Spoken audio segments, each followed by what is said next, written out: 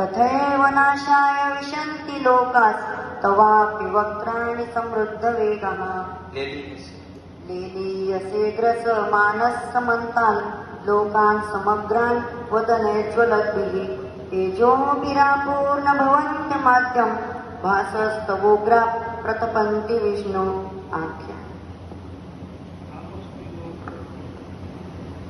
श्री भगवानुवाच कालोऽस्मि लोकक्षयकृत् प्रवृत्तो लोकान् समाहर्तुमिह प्रवृत्तः कृतेऽपि त्वां न भविष्यन्ति सर्वे येव स्थिता प्रत्यनिकेषु योधाः यदग्रे चानुबन्धे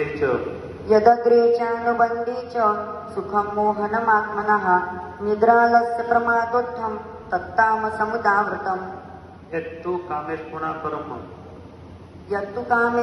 कर्म साहंकारेण वा पुनः क्रियते बहुलायासं तद्राजसमुदावृतम्. हा श्लोक कोणत्या अध्यायात दिलाय? 18 अध्याय. टाळ्या वाजवा सर्वांनी.